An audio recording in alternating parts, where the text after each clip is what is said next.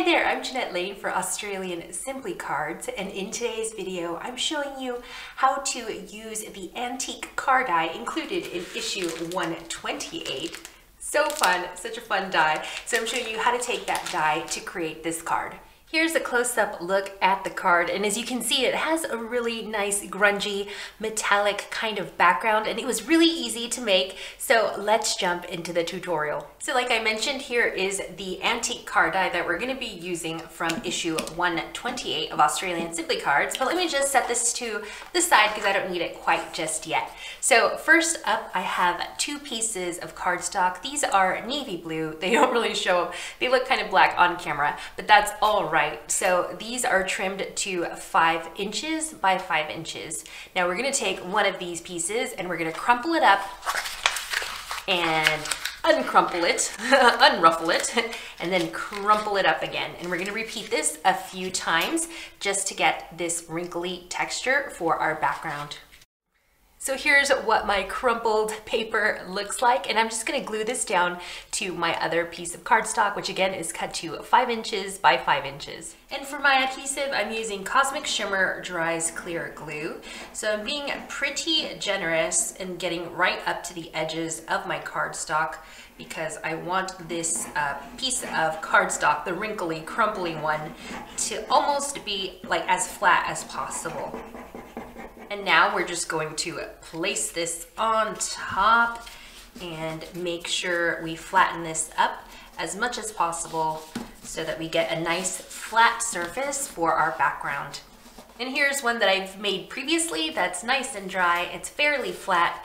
Now, even though these two pieces of cardstock are the same size, I don't know if you can see, but the top piece is slightly smaller, even though I trimmed them at the same size, but all that crumpling just kind of warped the size of the paper. Now, before I do anything with my metallic gilding polish, what I want to do is trim this down to make sure that it's nice and even all the way around. Okay, so I've trimmed that down. It's nice and even on all sides. And now for my gilding polishes, it's time to add my gilding polishes. And the two colors I'm going to be using are Copper Shine and Graphite.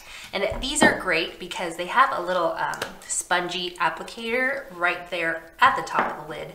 So you don't have to get your fingers or a cloth or anything like that all inky. I like to just take, whoops, that's just a dry piece of gilding polish there. I'll set that to the side. But I usually just like to take the excess from the bottom of the lid and just pick that up with my little spongy applicator. And we're just gonna go across all these beautiful wrinkles in our paper.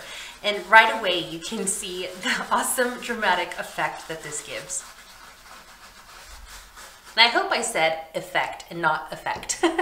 Sorry about that. The dramatic effect that the gilding polish gives our cardstock.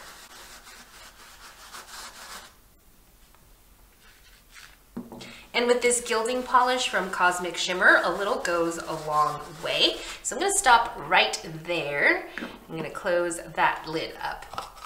And I'm moving on to the graphite, but there's not really any excess on my lid, so I'm just going to dip it right into the pot. And we're going to go over some of these areas with the graphite color. So now we have 3 beautiful colors. We've got like that silvery graphite color and also the copper as well as the blue. And I think this color combination just really suits like a masculine card.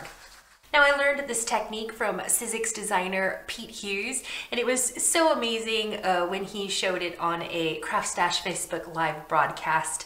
It was just so stunning and it was so easy, and I just said, Pete, I have to try this myself. So I'm just sharing Pete's technique that I learned from him, but it's just a great result, something to add to your crafty arsenal of ideas so that you can make some beautiful striking cards quickly.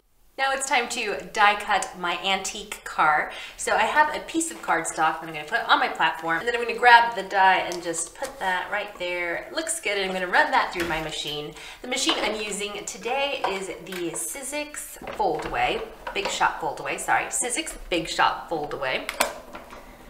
We're going to run that through and run it back.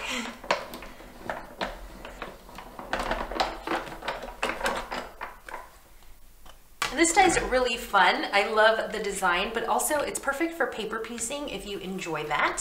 Next up, I want to ink the edges of my antique card die cut. So what I'm going to do is take 2 distress inks. So I have frayed burlap and gathered twigs, and I'm just going to add some of that color along the edge.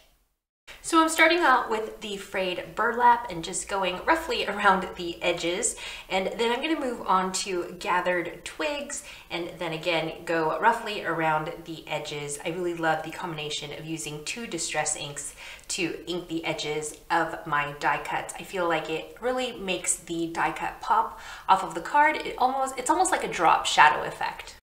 Here is the card base that I'm going to mount my card, and then also this little black strip here with the sentiment "Chase Your Dreams." So I have my card base here, which is just a piece of a green cardstock that I've trimmed down to 5.5 inches, scored and folded, sorry, and trimmed down to 5.5 inches by 5.5 inches. And that gives us a nice little mat around our metallic background. So that's really fun. So here I have my piece of black cardstock that I'm going to be stamping, heat embossing in just a bit, and then the card die cut is going to go right there.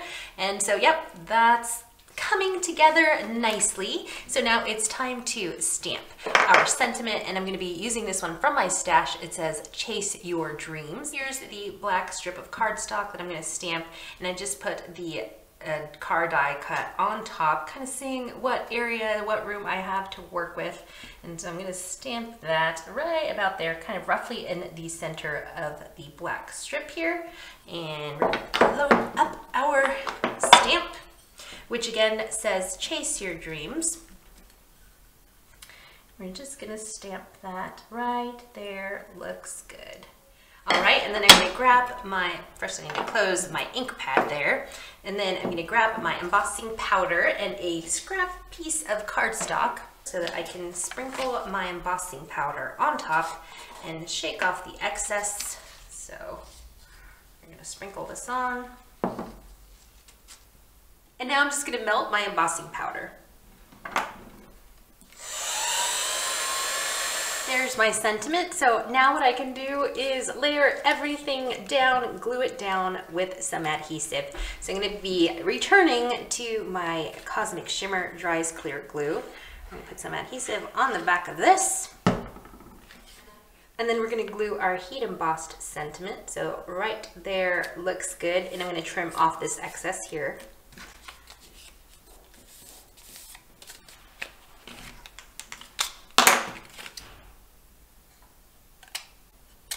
Now it's time to glue my antique card to my card front, and I'm not going to use the Cosmic Shimmer Dries Clear. I'm going to use some little tiny foam squares from Sticks 2 so that it has just a little bit of dimension and pop. So I've just glued the card die cut down on my card front, and I just wanted to add some self-adhesive black pearls for interest to the tires here. So I'm going to do the smallest pearl on that one. Is that the spare? I'm not sure. Maybe it's decorative. That tire there directly onto the car. Whoops. And to finish off my card, I'm just going to add some of this dark gray twine, which I think pairs well with the graphite color of the gilding polish that we used. So I'm just going to put some twine, wrap this around the side twice, and tie a little bow. And I'm done with my card. I hope that you enjoyed that easy tutorial. And don't forget to pick up your copy of Australian Simply Cards issue 128 so you can get that fantastic antique card die. I'm Janette Lane for Australian Simply Cards. Thank you so much for watching, and I'll see you in a video real soon.